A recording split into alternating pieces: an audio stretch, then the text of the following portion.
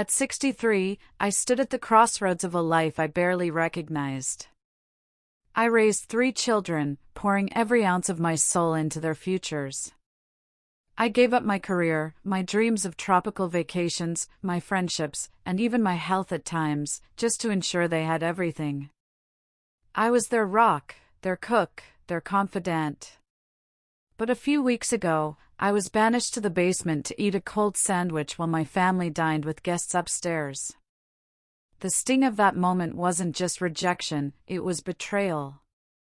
Let me take you through my journey of heartbreak, awakening, and reclaiming my worth, a story that might hit closer to home than you expect. When my husband of 42 years passed away, the world didn't just grow quiet, it became deafeningly silent. Our home, once filled with laughter and chaos, turned into a hollow shell. My children had built their own lives, leaving me alone with memories and empty walls. I felt like a ghost, haunting my own existence, searching for purpose in a life that no longer needed me. Then came a glimmer of hope. My daughter, Melissa, invited me to live with her family. "Mom, it'll be great for the kids. They'll love having you around," she said. I imagined baking cookies with my grandchildren, sharing stories, being needed again. I packed my bags, sold my home, and moved in, believing I was stepping into a new chapter of love and connection. But that dream unraveled faster than I could have imagined. It started with small slights, like daggers wrapped in smiles. Melissa rolled her eyes when I offered to cook her favorite childhood recipes. Her husband, Rick, called me old-fashioned for watching black and white movies or crocheting scarves for the kids. They laughed at my stories about their father, my love, my partner, my everything. Each jab chipped away at my spirit, but I stayed silent. I didn't want to be a burden. I wanted to belong. Then came the basement. They said the upstairs rooms were needed for the kids. The basement was cold, damp, and windowless, with a faint smell of mold that clung to everything. I told myself it was temporary. I smiled. I thanked them. I convinced myself I could make it work. But days stretched into months, and the isolation grew heavier. Melissa stopped talking to me unless she needed something, laundry, errands, or babysitting. Rick acted like I was invisible. My grandchildren, the ones I dreamed of bonding with, barely acknowledged me. I was fading, becoming a shadow in their home. One day, I overheard Melissa on the phone with a friend. "She's just always around. Breathing. Watching. It's like having a ghost in the house." A ghost. That's what I'd become in my own daughter's eyes. The final blow came during a dinner party for Rick's boss and his wife. I poured my heart into helping, cleaning the house, ironing napkins, setting the table, and baking my famous peach cobbler, a recipe Rick once raved about. I dressed up, hoping to join the laughter and warmth upstairs. But as I stepped toward the dining room, Melissa blocked my path. "Mom, can you please stay downstairs tonight?" Her voice was cold, her eyes avoiding mine. "Why?" I asked, my heart sinking. "It's just, they don't vibe with older people. Your stories can be awkward. We want this to go smoothly." Rick chimed in, "We'll bring you a plate later. Just relax downstairs, okay?" No apology. No hesitation.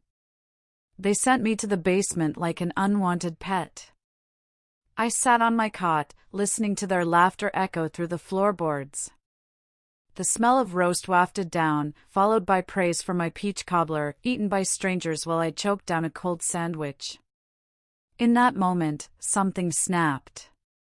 Not out of sadness, but out of clarity. They didn't see me as family. They saw me as an inconvenience. A relic to be tucked away. But they forgot one thing: I've seen it all. I've carried their secrets, their failures, their truths.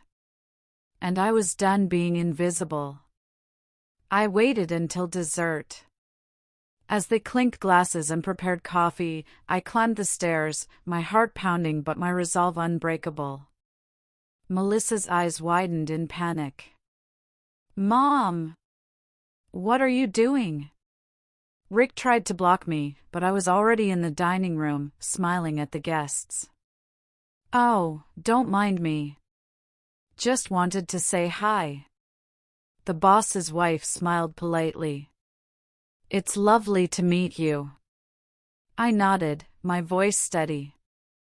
"Lovely to meet you too.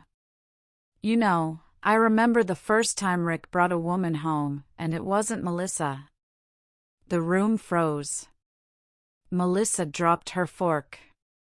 Rick's face turned crimson. "Oh yes," I continued, my tone light but cutting. "Pretty girl. What was her name?" "Ah, doesn't matter. Melissa doesn't like when I bring that up." I sat down at the table, ignoring their stunned faces.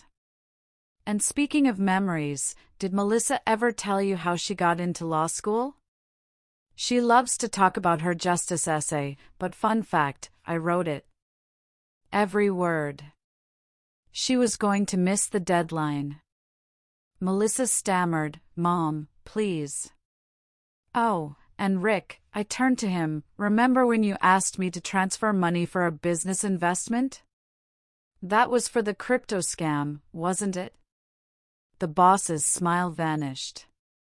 His wife shifted uncomfortably.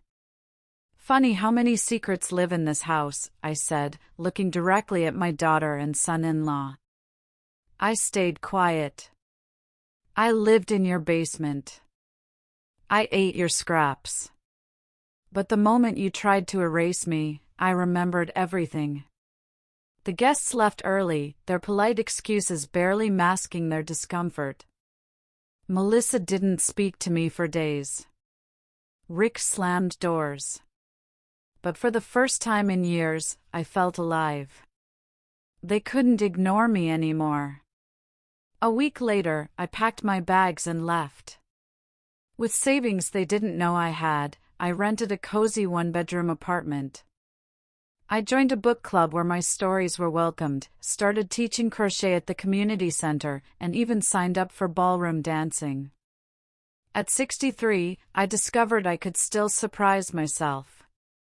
Melissa called last week, her voice soft. "The kids miss you. Want to come for Sunday dinner?" I smiled. "No, thank you. I'm not hungry for scraps anymore." This story isn't just mine. It's the story of every parent who's sacrificed everything, only to be sidelined. It's the sting of being taken for granted, the ache of feeling invisible in a world you helped build. Maybe you've felt it too, the moment someone you love treats you like you're disposable. But here's the truth, you're not. Your worth isn't defined by their blindness. It's defined by the strength it takes to stand up, walk away, and rebuild. Thank you for staying with me until the end of this journey. Your time and your heart mean the world. If this story resonated with you, please subscribe to my channel for more stories that uncover the truths we all feel but rarely say.